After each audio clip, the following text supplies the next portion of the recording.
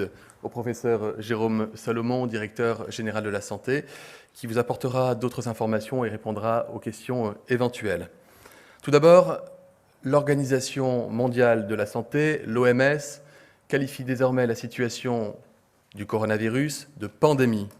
Une pandémie, ça veut dire que l'épidémie touche désormais un grand nombre de personnes sur une zone étendue du globe, plus de 110 pays ce soir.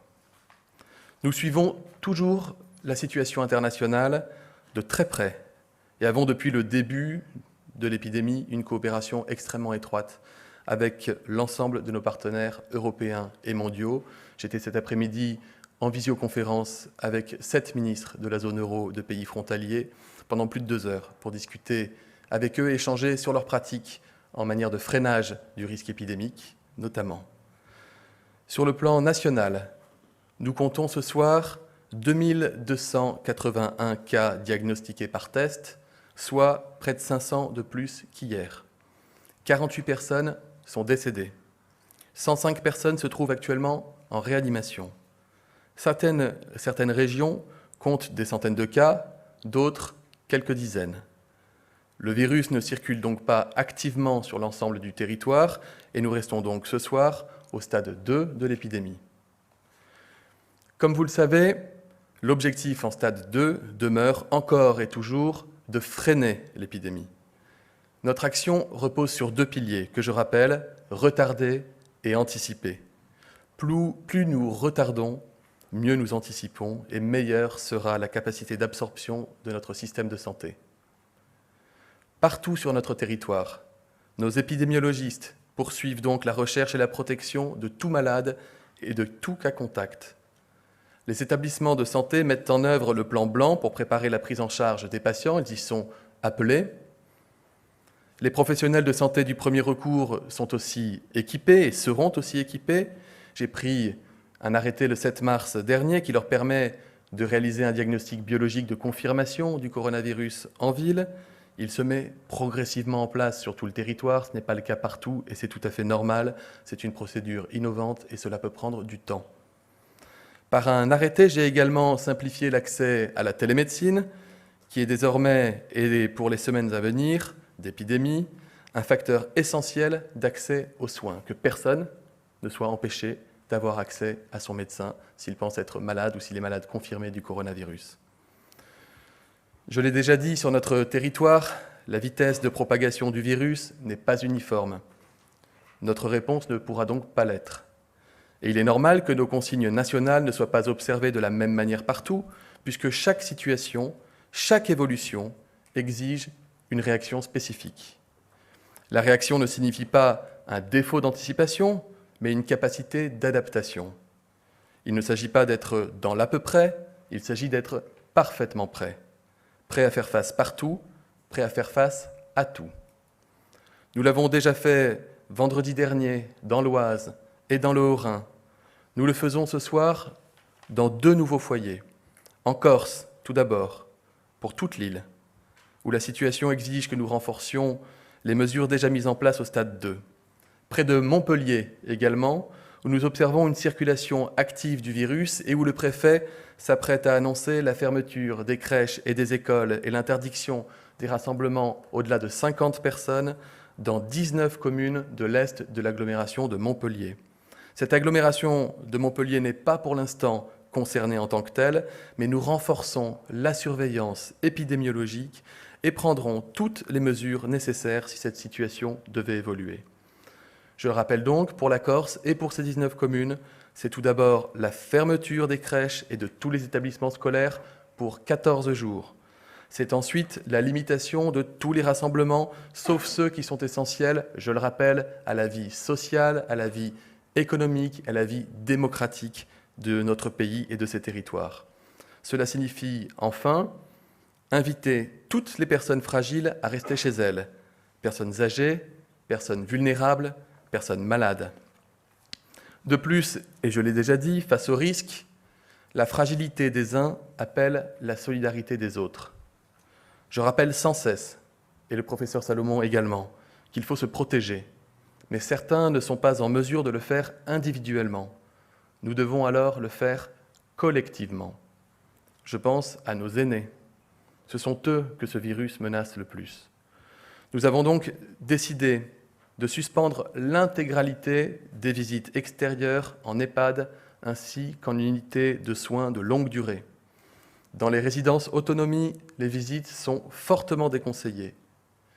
Des exceptions pourront être décidées par les directeurs d'établissements localement pour des situations de nature exceptionnelle. J'ai conscience de l'isolement que cela représente pour les personnes âgées. J'ai conscience du poids que cela représente pour des familles qui souhaiteraient, particulièrement en période de risque épidémique, exprimer à leurs proches toute leur attention. Mais l'attention en épidémie, c'est avant tout la protection. Et face au risque, la protection signifie parfois l'isolement. Il devra durer tant que la situation sanitaire l'exigera, en tout cas plusieurs semaines. Toutes les mesures seront prises pour rendre cette situation plus simple pour les personnes âgées et pour leurs proches. Nous allons augmenter le niveau d'information, faciliter les communications, mettre en place de la visio, de la vidéoconférence. Pour les professionnels, des protocoles définissant la conduite à tenir leur ont été communiqués et seront actualisés en continu.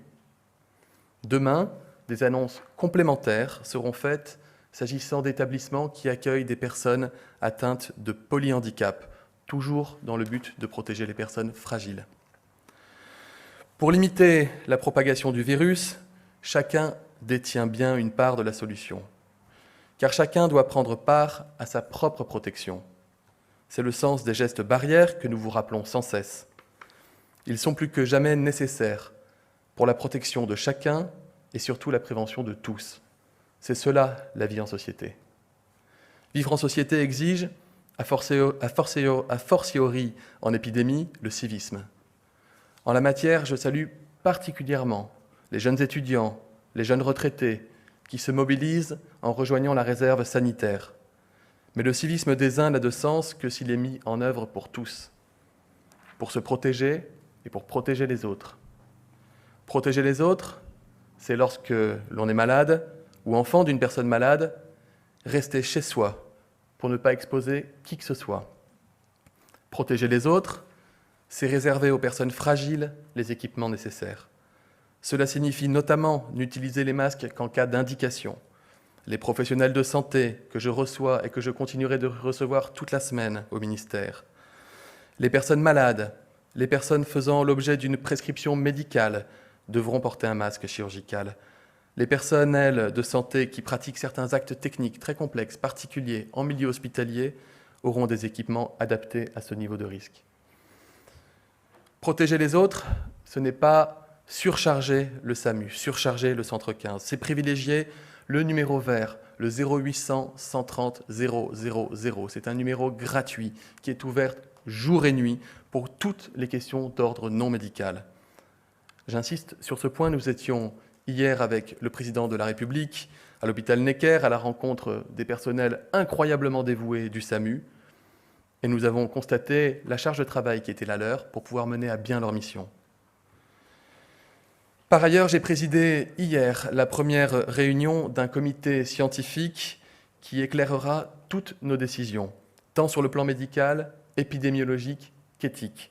Ce comité est amené à se réunir à sa convenance, mais au moins quotidiennement, en privilégiant toujours la visioconférence, de manière à ne pas multiplier les déplacements et les rapprochements d'experts, et sera chargé de formuler des propositions sur différentes questions très importantes pour le quotidien des Français et pour la lutte contre l'extension du virus sur notre territoire. J'ai bien conscience des sacrifices personnels et parfois intimes que cette situation impose à la population. Je sais qu'elles interrogent parfois. C'est aussi cela, le sens de la santé publique, demander des efforts à la majorité pour protéger les plus faibles. La maladie est trop souvent une épreuve solitaire. Faisons ensemble de l'épidémie une épreuve solidaire. Je vous remercie.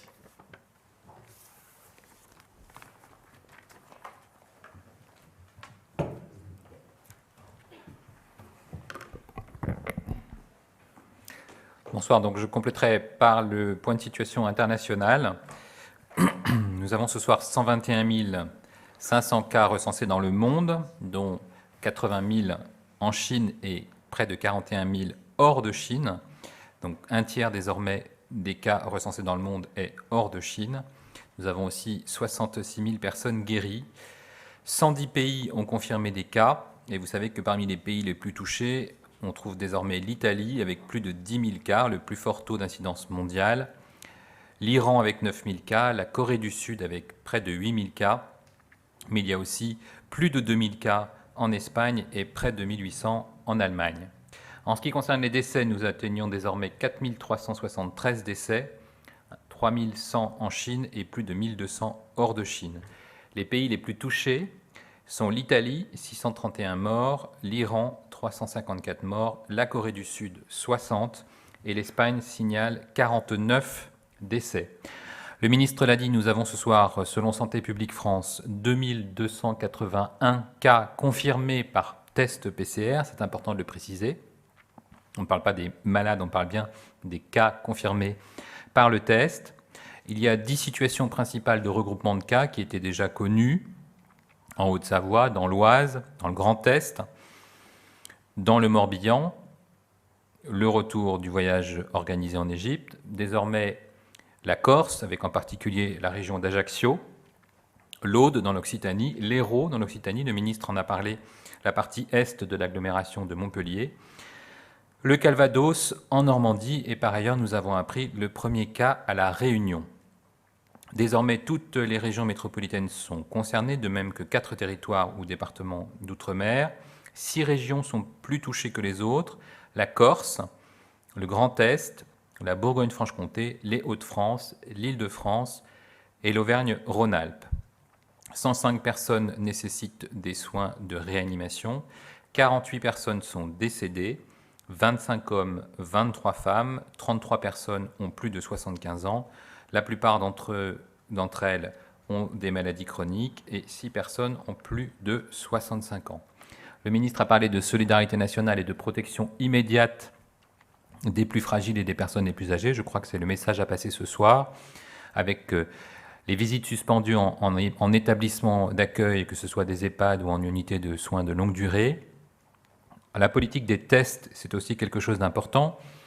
Ils sont priorisés par la logique et le bon sens. Il faut évidemment pratiquer les tests quand c'est nécessaire. Nous avons plus de 1200 tests chaque jour et de nouveaux laboratoires ouvrent chaque jour et rejoignent le dispositif. Il faut évidemment tester, comme depuis le début, tous les décès suspects, tous les cas graves, toutes les personnes hospitalisées, tous les nouveaux regroupements de cas, tous les lieux à risque. Je pense par exemple à un foyer d'infection dans un établissement de santé ou dans un EHPAD, ou tout nouveau territoire de circulation, c'est le cas à La Réunion. Et puis bien sûr des professionnels de santé, parce qu'avoir plusieurs infirmières malades, c'est évidemment très important de le savoir et de savoir qu'il y a du coronavirus. Lorsque la circulation virale est avérée et qu'on trouve de nombreuses formes bénignes en ville, parce que c'est ce que nous disent les médecins généralistes, on bascule progressivement vers ce qu'on appelle une surveillance syndromique, qui est extrêmement classique, c'est celle qu'on applique tous les hivers, celle de la grippe, celle des gastro-entérites, celle de la rougeole, celle de la bronchiolite, qui est suivie par d'autres indicateurs, et c'est important de le rappeler, par SOS Médecins par exemple, par des médecins généralistes sentinelles, et bien entendu par le recours à l'hôpital, puisque nous avons un code spécifique PMSI qui permet de suivre là encore les recours concernant le coronavirus. Il y a, vous savez, des éléments fixes, la proportion de décès observés, la proportion de formes graves observées, qui nous permet aussi de corriger éventuellement les chiffres et de vous donner une idée assez précise de la réalité de l'épidémie en France et de la présence de la circulation du virus. Cela est fait dans d'autres pays et cela est fait depuis plusieurs années pour l'ensemble des épidémies. Le virus ce soir circule de plus en plus activement, c'est certain, et dans des territoires de plus en plus nombreux. C'est pourquoi il faut vraiment passer le message du renforcement des bons comportements et des mesures barrières dès maintenant. Protéger les plus fragiles, le ministre l'a dit, pas de sortie sauf raison majeure, réduire ses contacts, aller se promener dans un parc, oui, mais se retrouver dans un endroit où il y a beaucoup de gens, ce n'est pas le bon moment pour des personnes particulièrement fragiles. Pas de visite à des personnes fragiles lorsque l'on est malade, je vous le dis très régulièrement, pas de visite surtout avec des enfants, et puis évidemment, même quand on est peu malade, même quand on a un peu mal à la tête ou simplement 38 et mal à la gorge, il vaut mieux rester chez soi parce qu'on peut être contagieux et en particulier contaminer des personnes fragiles. On l'a dit aussi, la doctrine de bon usage des masques doit être partagée et évidemment diffusée, et donc les vols réguliers qui sont signalés sont évidemment à dénoncer. Le ministre a parlé des mesures proportionnées et adaptées à la situation, avec des mesures de freinage qui ont concerné l'Oise et le Haut-Rhin et qui concernent désormais la Corse et la partie est de l'agglomération de Montpellier. Il y a aussi un message très important que je souhaiterais passer, puisque le 15 souvent est considéré comme saturé. Le 15 est un numéro pour les urgences vitales. Et donc il faut garder ça en tête, le 15 doit être réservé aux urgences vitales. On peut appeler le 15 quand on a une question médicale, mais la meilleure idée est évidemment d'appeler son médecin traitant, qui vous connaît bien et qui peut en général répondre à l'essentiel de vos questions. Donc, si c'est une question autour de quels sont les symptômes de la maladie, est-ce que je peux confondre une angine avec le coronavirus, est-ce que si mon enfant tousse, c'est forcément le coronavirus, c'est des questions que se posent tous les jours nos concitoyens. Le médecin traitant est évidemment la bonne personne qui peut répondre à ce type de questions, et c'est souvent ce type de questions qui embolise actuellement certains centres 15. Par ailleurs, on a aussi des questions très concrètes. Quand les parents sont malades, que faire des enfants? Eh bien, finalement, le bon sens voudrait qu'on garde les enfants, puisqu'on peut avoir des tensions avec les écoles et des inquiétudes chez les autres parents. Et finalement, c'est une bonne pratique que de garder ses enfants avec soi, puisque probablement, ces enfants peuvent être là aussi porteurs. On a parlé du niveau 1 du plan blanc qui est activé dans l'ensemble des établissements de santé. Je vous rappelle que c'est un plan de mobilisation interne qui permet de récupérer des moyens humains et de mobiliser des moyens matériel très important. Il y a un formidable élan de solidarité depuis plusieurs jours de tous les professionnels. Ça va des étudiants jusqu'aux retraités, donc c'est vraiment un bel hommage que je voudrais leur rendre ce soir. Les établissements de santé se préparent à un afflux de patients, à un afflux de personnes contaminées ou présentant des pathologies graves. C'est le rôle de chaque établissement de santé que d'avoir ce dispositif prêt et d'anticiper le niveau 2, c'est-à-dire le déclenchement éventuel du plan blanc, qui mobilise alors l'ensemble des moyens humains et logistiques de l'établissement. Et c'est donc cette préparation qui est en cours dans l'ensemble des établissements de France. Ça permet d'augmenter les capacités d'accueil, notamment en réanimation, pour les formes les plus graves. Nous, on s'appuie évidemment sur des recommandations des sociétés savantes de réanimation, mais aussi sur les avis d'experts, et aussi, surtout, sur les retours d'expérience des pays les plus touchés par le coronavirus, en particulier nos voisins et nos amis italiens qui nous ont d'ores et déjà formulé un certain nombre de recommandations pour s'adapter à la hausse prévisible des besoins.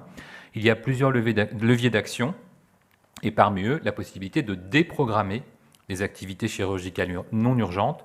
On peut annuler beaucoup d'interventions et récupérer ainsi beaucoup de places dans des salles de réveil et récupérer, et c'est encore plus important, des moyens humains, des infirmiers spécialisés par exemple. Pour conclure, je voudrais revenir sur deux rumeurs. La première porte sur la période d'incubation du virus. Une personne peut être contagieuse, ça a été démontré, même si ce n'est pas majoritaire, avant l'apparition des premiers symptômes ou en présence de très peu de symptômes. Là aussi, ça a été démontré. On peut avoir simplement mal à la gorge et 37,8 et être porteur avec de grandes quantités de virus. Donc ça, c'est important de le dire parce que c'est important que tout le monde applique les gestes barrières pour se protéger comme pour protéger les autres. Et donc, évidemment, si l'on est positif, il est très important aussi de prévenir ses proches, de prévenir son entourage, de prévenir ses collègues de travail avec qui vous avez été en contact avant le diagnostic. Ce sont des gestes de civisme que nous devons tous appliquer de façon réflexe. La seconde rumeur porte sur le risque de nouvelles contaminations après avoir été guéri. Nous avons vérifié auprès des virologues, auprès des infectiologues et puis surtout les publications disponibles. Il n'y a aucune preuve qu'une personne puisse être infectée 2 fois par le coronavirus 19. Les présupposés cas observés qui circulent sont en fait soit une erreur de diagnostic en premier lieu ou une guérison incomplète, puisqu'on sait qu'on peut avoir des personnes qui ont le virus pendant 2-3 jours puis qui ne l'ont plus le 4e et qui l'ont encore le 5e jour pour un sujet de recherche virale peut-être mal effectué. Voilà, je vous remercie et je vais répondre à vos questions si vous en avez. Bonsoir, j'ai une question pour BFM TV. Donc vous êtes venu sur le nombre de dépistages que vous pratiquez tous les jours. Par rapport à nos voisins européens, c'est plutôt plus, plutôt moins. Et autre question, si ces tests ne sont pas effectués systématiquement, mais seulement dans les cas graves ou pour certaines catégories de personnes, que peut-on dire en fait de la valeur qu'ont les chiffres affichés ce soir ? Alors, les chiffres affichés ce soir, que je sois très clair, sont parfaitement fiables dans le sens où je vous donne les résultats des cas confirmés par PCR. Donc ceux-là sont bons. Maintenant, il y a, comme partout ailleurs, et d'ailleurs l'ensemble des pays du monde le disent, des personnes qui ne sont pas testées pour plusieurs raisons. D'abord parce qu'ils ne viennent pas jusqu'à l'hôpital, ou ensuite parce qu'il n'y a pas d'indication à les tester, parce qu'ils sont tellement peu symptomatiques qu'ils ne pensent même pas à évoquer le diagnostic. Donc cette stratégie, elle est à peu près la même partout, et c'est les recommandations de l'OMS, ce n'est pas une stratégie française particulière, et donc c'est vraiment important de le dire. Et le plus important, en dehors des cas confirmés par PCR, c'est qu'il y a effectivement, lorsque vous avez des décès, lorsque vous avez des cas graves, des arguments très forts, très puissants pour dire si ces personnes viennent de cette zone, c'est que le virus circule. Puisqu'on sait très bien qu'à chaque fois qu'on a une forme hospitalisée, il y a en général 6 ou 7 personnes qui ont des formes bénignes au moins. Et puis lorsqu'il y a malheureusement un décès, c'est qu'il y a au moins à peu près 100 fois plus de personnes qui sont probablement contaminées, infectées ou voire peu symptomatiques dans la zone. Donc ça démontre que le virus circule et ça permet d'avoir une estimation très fiable, parce que ces chiffres sont très répétitifs et très consolidés par la plupart des pays, que d'avoir une tendance sur l'épidémie. C'est exactement ce qu'on fait chaque année avec la grippe. Vous savez très bien que vous faites probablement très régulièrement la grippe. Personne n'a jamais un test de grippe, sauf au début, pour savoir quel virus circule, pour savoir où il circule, quand il commence à arriver dans certaines zones, et ensuite, évidemment, dans tous les formes graves. Et si vous regardez, par exemple, le point épidémiologique de Santé publique France, vous avez tous les cas de grippe sévère en réanimation. Donc c'est exactement le même dispositif, et on communique avec l'Europe et avec l'Organisation mondiale de la santé sur ce point. Oui, bonjour, Olivier Guichardaz, Déchets Info, une lettre spécialisée. Les collectivités locales en charge de la gestion des déchets sont actuellement totalement dans le flou concernant la gestion des déchets, notamment pour les personnes confinées chez elles, malades. Moi, j'ai des réponses assez variées selon les préfectures. Les préfectures me disent, non, ce sont des déchets ordinaires, on les met avec la poubelle ordinaire. D'autres me disent, non, si on applique le plan pandémie grippale, ce sont des déchets à risque infectieux qu'il faut mettre, s'ils ne sont pas piquants, coupants, tranchants, dans des sacs, dans un premier sac, puis dans un deuxième sac, etc. Quelle est la consigne générale? Je pose la question au ministère de l'écologie qui ne me répond pas, donc j'espère que j'aurai une réponse ici. Merci. Oui, en fait, c'est très logique en pratique. On a des déchets d'ordures ménagères qui sont les déchets de la vie courante, et on n'a pas de sang en particulier, puisque vous savez que c'est les liquides biologiques qui sont les plus dangereux, en particulier sur des objets coupants, tranchants, dans des formes bénignes en ville. Donc ce qu'on peut dire à nos concitoyens qui sont en ville, c'est que d'abord ils ont très peu de déchets, parce que à part leur mouchoir, ils vont mettre à la poubelle, ou leur masque éventuellement, s'ils ont un masque, tout ça va dans la poubelle classique, bien fermée, et le virus ne résiste pas longtemps dans cette ambiance sèche. Ce qui se passe à l'hôpital est un peu différent, puisque à l'hôpital on peut avoir des vrais déchets d'activité de soins à risque infectieux, parce qu'il y a des perfusions, parce qu'il y a des cathéters, parce qu'il y a de la réanimation lourde, et puis parce qu'il y a du sang. Et donc, dans ce genre de situation, on met à ce moment-là les déchets les plus à risque dans la filière dite d'ASRI, la filière d'activité de soins et à risque infectieux. Mais tout le reste, il y a beaucoup de déchets, même hospitaliers, qui vont dans la filière classique des ordures ménagères parce qu'ils ne sont pas considérés comme septiques. Donc là, on va faire des recommandations qu'on publiera d'ailleurs là-dessus pour que vous ayez la réponse précise. Est très faible sur surface sèche. Dans certaines conditions presque favorables à la culture du virus, mais pas sur un mouchoir en papier, par exemple. Bonsoir. Anthony Joly pour France Télévisions. Est-ce que, dans un premier temps, vous pouvez nous faire un point sur le nombre de lits de réanimation en France et le nombre de lits qui pourraient être équipés de respirateurs artificiels?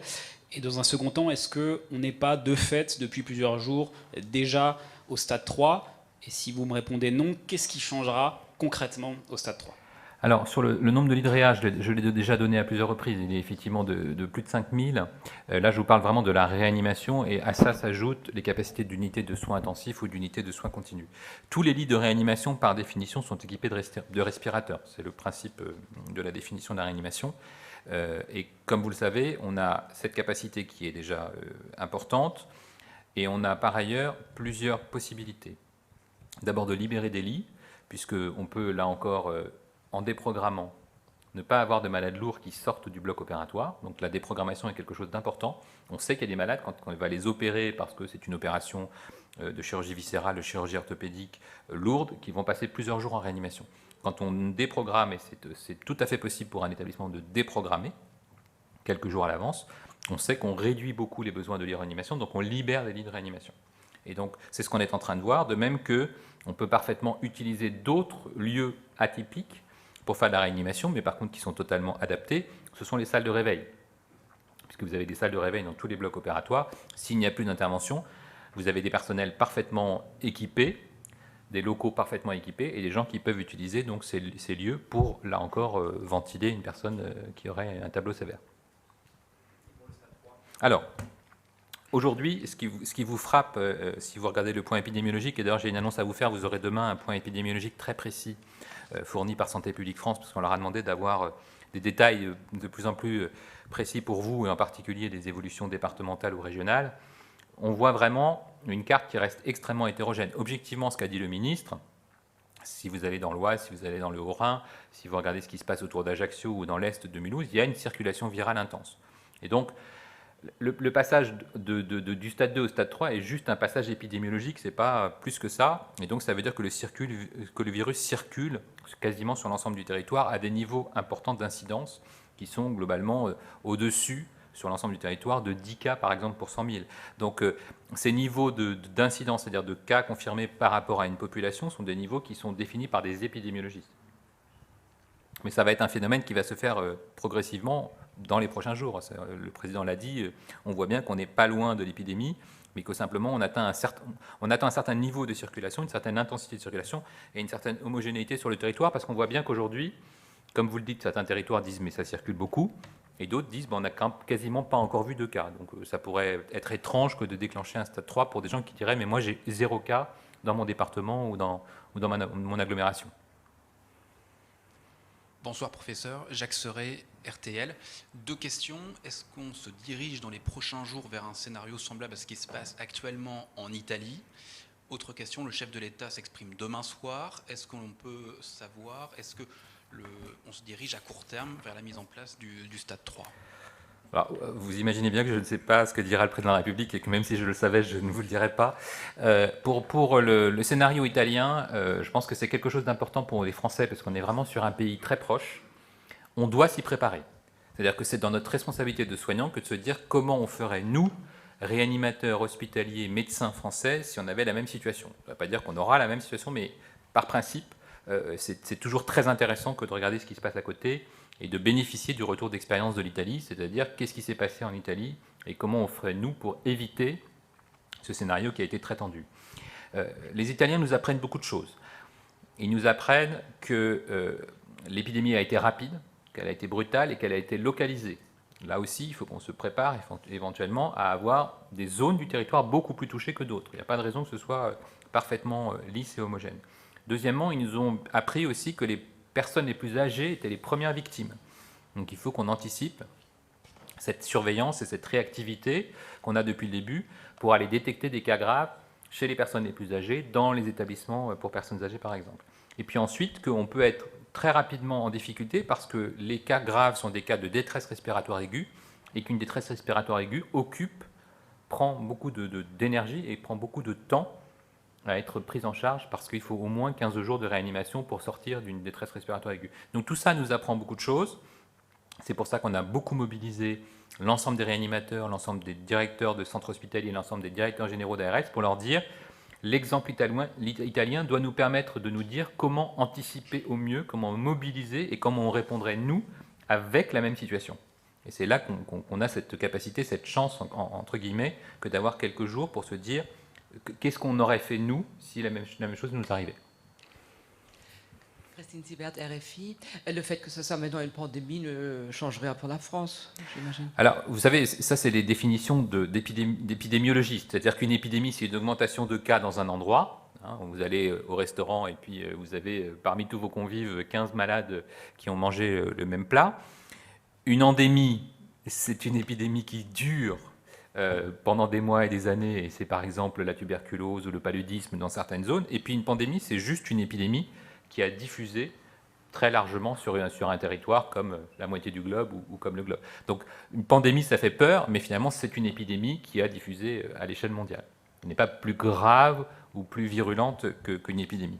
Donc on voit bien qu'aujourd'hui, de très nombreux pays sont touchés. L'OMS a aussi, l'Organisation mondiale de la santé, a aussi une vocation, c'est celle de mobiliser.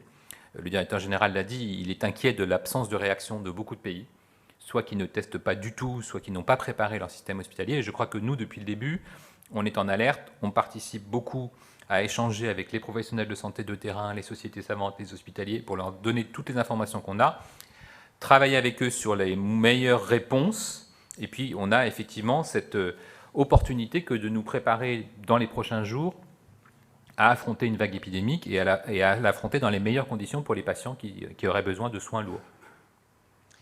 Bonsoir, Grégoire Lecalot de France Info. Est-ce qu'à votre connaissance, il y a des hôpitaux, en particulier des hôpitaux parisiens, qui sont sur le point de déclencher le plan rouge avec report, non pas de... Il n'y a pas de plan rouge, il n'y a que le plan blanc. Non. Enfin, la déclinaison rouge du plan blanc avec report des interventions non vitales jusqu'à mi-mai. Deux choses très différentes. Aujourd'hui, on suit de très près les plans blancs. Il y a peu d'hôpitaux qui ont déclenché les plans blancs. C'est simplement pour rappeler du personnel et pour mobiliser des moyens supplémentaires. Il y a quelques hôpitaux dans le Grand Est et puis c'est potentiellement 1 ou 2 hôpitaux dans l'Oise. Donc là aussi, parce qu'ils ont notamment pas tellement forcément des problèmes d'afflux de patients, mais aussi des problèmes de personnel, puisque beaucoup de personnel, vous savez, dans l'Oise sont en quatorzaine, par exemple. Donc ça, c'est un scénario qu'on déclenche quand on a une situation difficile, quand il y a un afflux de victimes aux urgences, quand il y a un accident grave de la route. Donc les hôpitaux qui déclenchent leur plan blanc, c'est très fréquent, ça arrive très souvent les hivers aussi pour des raisons d'épidémie de grippe. La PHP, l'assistance publique, n'est pas du tout dans cette situation.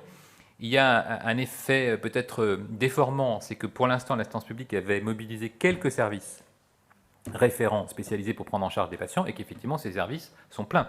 Mais c'est quelques services par rapport à une offre extrêmement large de très nombreux hôpitaux qui ont des services de maladies infectieuses ou de réanimation.